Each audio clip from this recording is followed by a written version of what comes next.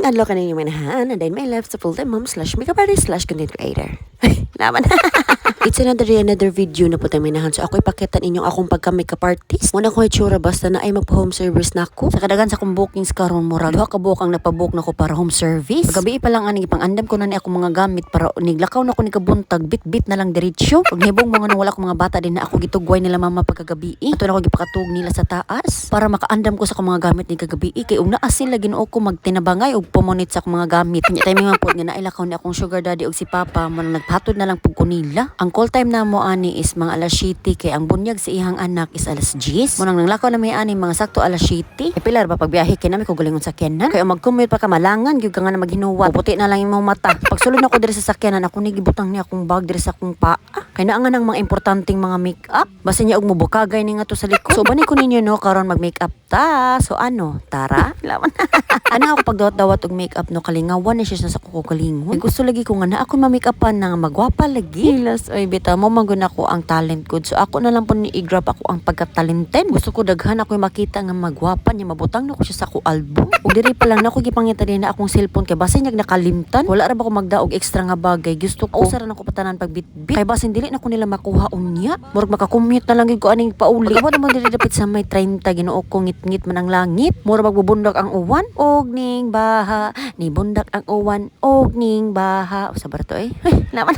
Pag-abot naman diri sa may Sebastian Chapel kay nga na ko maghuwa. Kay medyo sulunon man naging ila. So nga ra mi maghuwa. Og pala na ako sa sakyan gikuha na ako jacket na akay basi niya muuwan unya may na ate ikapando. Gisugon na lang pud ako bana din ha ipang naog ako mga gamit. Pag dumali na maglakaw gani akong bana din ha na mali pag gig sinina. Wala na ni nabantayan. Dugay ako nagpuy diri bye-bye no. Kon po kibong mo din Sebastian Chapel din hi. Nagawas naman ako ang client din ha so mo nang iyan ako gitawag. Pagsulod na ko dayon din hi nagbutang na dayon ko nagplaster na ako sa akong mga gamit. Unya kadide akong client karon is amo ni siyang silingan sa una. Unya parinti na namo sa pansito. Nang kailan na sila ni auntie na kog si uncle. Mitas may nagchika-chika din nagstress-stress naghabo na ko diri sa akong mahiwagang lingkuranan. Ngay nag-arsa ni morong magbuwag ang imong hawak tungod sa kabug-at. Pero dako dyan ni gamit ang makeup chair no kay dili na gyud nakita ko ang kahawakan ani inig makeup. Para sa una kung na ako makeupan home service Ginoo ko manakit gyud akong hawak kay lingkuranan ra man ordinary. Nya taas ra ba ta nga pagkataon no. Munang perting bako-bako na to kung mag-makeup. Munang nag-invest kog lingkuranan ani nga taas-taas. Iyongan sa gud kausa importante na atay lingkuranan. Sunod na ta ma-invest ka nang good nga malita. Munang ma-expect jud mo taas ang rate kay di gyud dali magbit-bit no. Amo sabot sa akong client din hi alas 8 mi mag-start og makeup kay mag-set up pa man ko. Once pa man kog set up nga na mi magsugod og orimos. Pero sa karon ako sa sige pang tarong kay para dali ra na ako makit-an kung unsa akong sunod buhaton. Nya gipang andam na ako ning mga eyelashes din hi kay para dali ra pug kaayo ini pamutang nako. Tapad ako daan ang glue ana kay para dali ra ini butang. Prepare na pa akong cellphone ni na og ako ang lights kay para mag-picture sa mig before and after para makita gyud niya kung unsa gyud ang kagwapa result or result sa kagwapa. Unsa magid? Laban.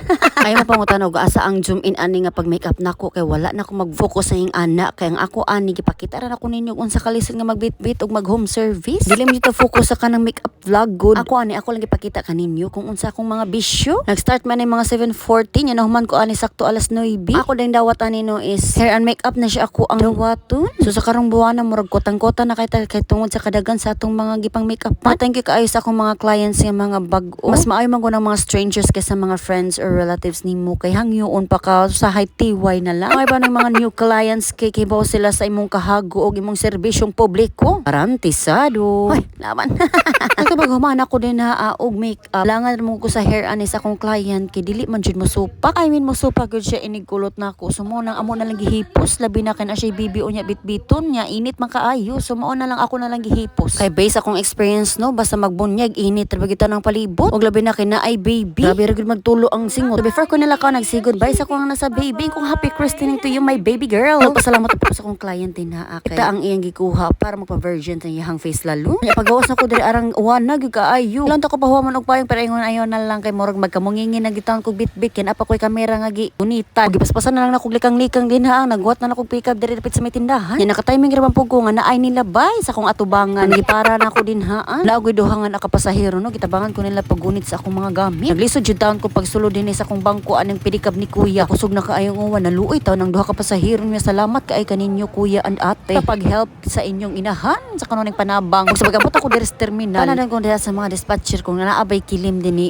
basig na anay nakalarga. May gani kan apay bakanti duha. Imin upat ni kabuo kay duha man ang akong kuhaon din ni kay naamay ako mga gamit. Bayran man gyud na siya. Sumao nang duha ang akong gi-consume din nga space. O tawag nang talagi ko ni papa kaganiha kay magpakuha na lagi daw unta ko. Onya ka wala man koy pantawag di ay sumo na ingon na lang ko nga magsakay na lang jud taon ta. Sa makadisturbo ta kay klase nila karon adlaw. Exam karon sa buwangan. Doan naguban-uban akong bana. Pinaada ko nun sa itari duha ka buok. Sumao na lang po ko magsamok-samok nila kay para makonsentrate sila din ha. Sa dako pa hinungdan nga makaguba sa hilang adlaw. Wa na maganing adlaw gani. Wa may offer rate.